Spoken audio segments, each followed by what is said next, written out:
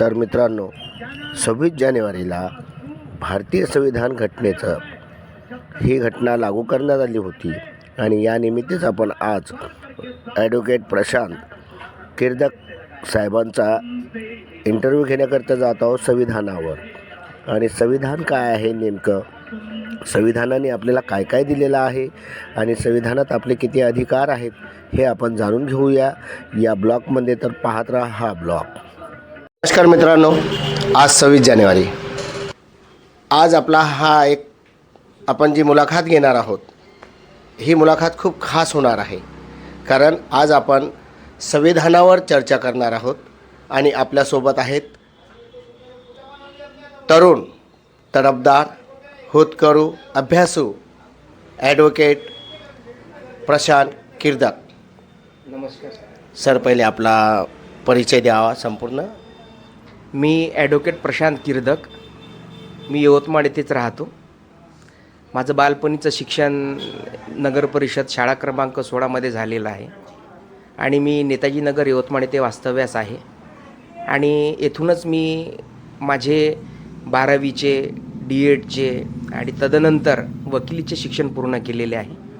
आणि मी आज यवतमाळ जिल्हा न्यायालयामध्ये मागील 7 वर्षांपासून वकिली करतो आहे. अच्छा.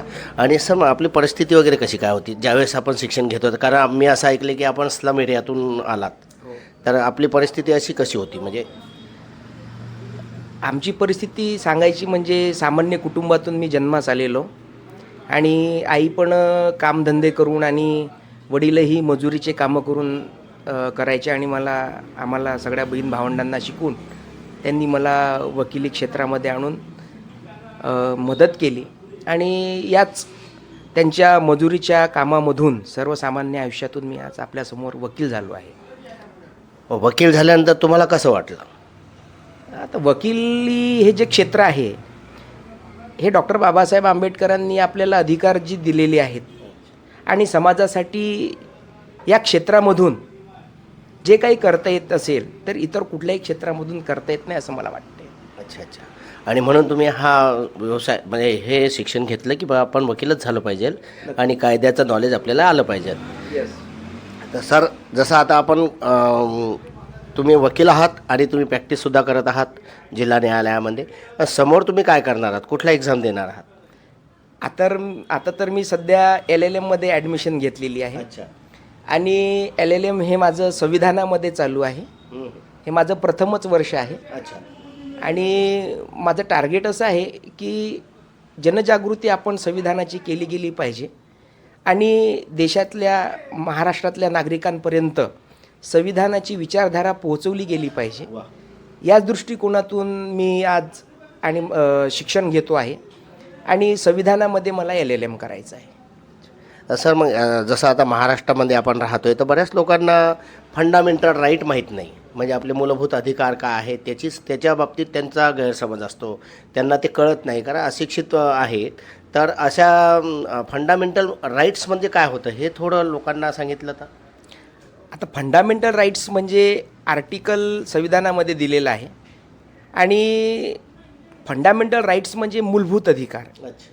नागरिकांना संविधानाच्या मार्फत मूलभूत अधिकार देण्यात आलेले आहेत, जसं राहण्याचा अधिकार, जगण्याचा अधिकार, व्यवसाय करण्याचा अधिकार, बोलण्याचा अधिकार, व्यक्त होण्याचा अधिकार हे फंडामेंटल राईट्समध्ये मोडतात.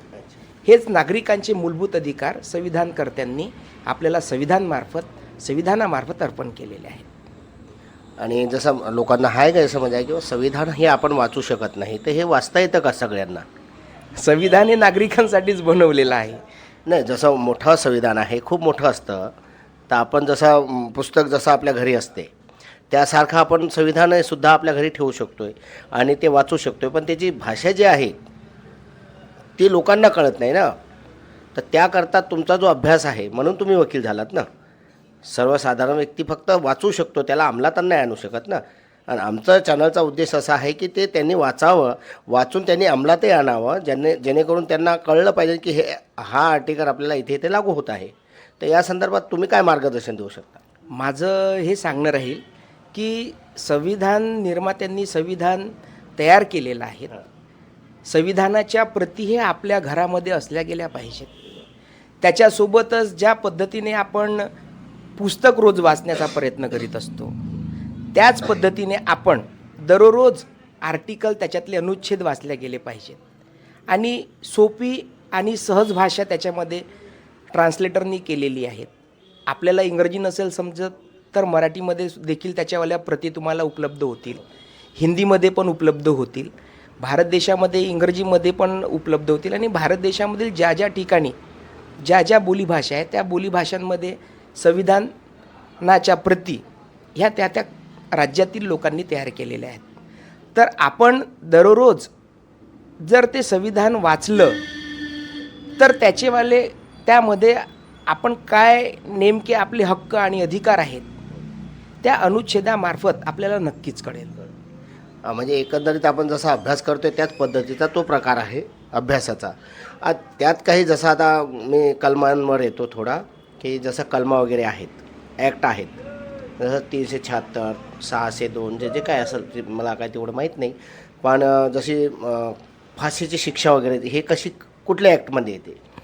आता संविधान हा इशू वेगळा आहे आणि ज्या तुम्ही आता फाशीच्या आणि कायद्याच्या ज्या बाबी केलेल्या आहेत, ज्या माझ्यासमोर तुम्ही प्रश्न निर्माण केलेला आहे, तर संविधानामध्ये जे आपले हक्क अधिकार आहेत ती रचना वेगळी आहे. अच्छा, म्हणजे हा हा हा मुद्दा वेगळा आहे. आणि शिक्षेचे जे प्रावधान दिलेले आहेत तर ते आधी 2023च्या आधी IPC म्हणून इंडियन पिनल कोड, भारतीय दंड संहिता, या अंतर्गत आपल्याला IPC अंतर्गत ते शिक्षा दिल्या जात होत्या. जसं 376 असतील, 302 मर्डरचं प्रकरण असेल, तर अशा मोठ्या कलमांमध्ये शिक्षेचं प्रावधान दिलेलं आहे.